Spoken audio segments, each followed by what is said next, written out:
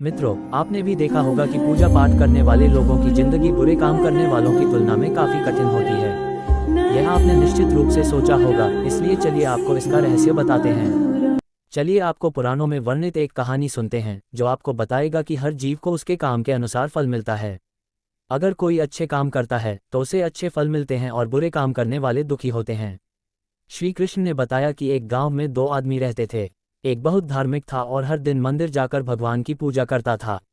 लेकिन दूसरा आदमी, जो नास्तिक था, हर दिन मंदिर जाता था और अपने पति से धन चुरा कर जूते, चप्पल और दाल खरीदता था। एक दिन गांव में भारी बारिश हो रही थी और मंदिर में एकमात्र पुजारी था। नास्तिक आदमी मंदिर गया और सब कुछ चुराकर वहां से चला गया। उस समय एक आस्तिक व्यक्ति भी मंदिर गया और भगवान की पूजा करने लगा। मंदिर के पुजारी ने उसे उसी समय देखा और उसे चोर समझा। वह गांव के बाकी लोगों से बचकर भागने लगा। वह वहां से टकरा गया और घायल हो गया। मंदिर में चोरी करने वाला व्यक्ति आस्तिक को मिला। कल बीतने पर भी करोड़ पाप कर्म से नष्ट नहीं होते। जब दोनों मर गए, आस्तिक व्यक्ति ने यमराज से पूछा कि उसके साथ ऐसा क्यों हुआ। यमराज ने कहा कि अगर तुम पर झूठा आरोप लगाया गया तो तुम मर जाओगे, लेकिन तुमने अच्छे काम किए तो बच जाओगे। यमराज ने कहा कि उसके भाग्य में एक राजा बनना लिखा था, लेकिन उकसे ने अपने पापों के कारण वह सिर्फ एक छोटे से चोर बन गया। मित्रों, शास्त्रों में कहा गया है कि पाप कर्म के बिना भोगे गए करोड़ों का नाश नहीं होता। अगर कोई पाप करता है तो आज वह खुश हो सकता है, लेकिन कभी कभी उसे अपने पाप का फल भुगतना पड़ेगा। ये भी एक कहानी है कि एक बहुत पापी व्यक्ति एक रास्ते से जा रहा था और उसे बहुत सारा सोना मिल गया। उसी रास्ते से एक अच्छे आदमी जा रहा था, उसे एक कांटा लग गया और वह जमीन पर गिर गया। उस स्थान पर कुछ लोगों ने सोचा कि यह बहुत गलत हुआ और दोनों आदमियों की कुंडली ले जाकर एक पंडित को दिखाए। पंडित ने कहा कि पापी व्यक्ति का भाग्य राजा बनना था, लेकिन उसके पाप के कारण अब उसे सिर्फ इतना सोना मिला है। उस भले और धर्मात्मा व्यक्ति के जीवन का आज आखिरी दिन था, लेकिन उसके अच्छे कर्मों की वजह से वह बच गया। क्या बुरे कामों से बच सकते हैं? शास्त्रों में कहा गया है कि हर व्यक्ति को अपने अच्छे और बुरे कामों का परिणाम भुगतना होगा। नेक कामों से अच्छे फल मिलते हैं और बुरे कामों से बुरे फल मिलते हैं। हमें अच्छे और बुरे दोनों कामों का परिणाम भोगना होगा।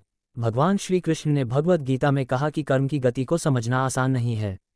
इसका अर्थ यह है कि यह समझना बहुत मुश्किल है कि किस जन्म में हमने क्या किया है और उसका क्या फल मिलेगा।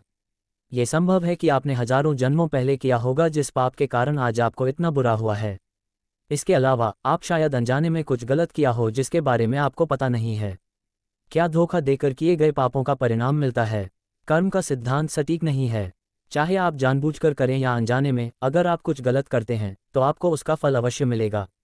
शास्त्र कहते हैं कि अगर आप अचानक आग को छुए तो आपका हाथ जलेगा ही। शास्त्रों में कई कहानियां हैं जो बताती हैं कि अनजाने में किए गए पाप का फल भी लोगों को मिला है। पांडवों के पिता महाराज पांडु की एक कहानी है कि उन्होंने एक हिरण को तीर मार दिया था। वे उस समय नहीं जानते थे कि एक ऋषि ने हिरण का रूप लिया था और उनको श्राप दे दिया था, जिसके कारण वे बाद में मर गए।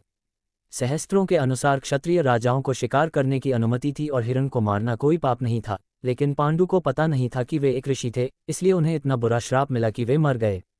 पाप से बचने के लिए क्या करें? श्रीमद् भगवद गीता में भगवान कहते हैं कि कर्म और उसके फलों को समझना बहुत कठिन है, लेकिन प्रत्येक व्यक्ति अपने कर्मों के फल अवश्य प्राप्त करता है। श्रीमद् भगवद गीता के अध्याय 18 में भगवान श्री कृष्ण ने कहा कि सभी धर्मों को छोड़कर मेरी शरण में आओ और मैं तुम्हें सभी पापों से मुक्त कर दूंगा। आपको धन्यवाद।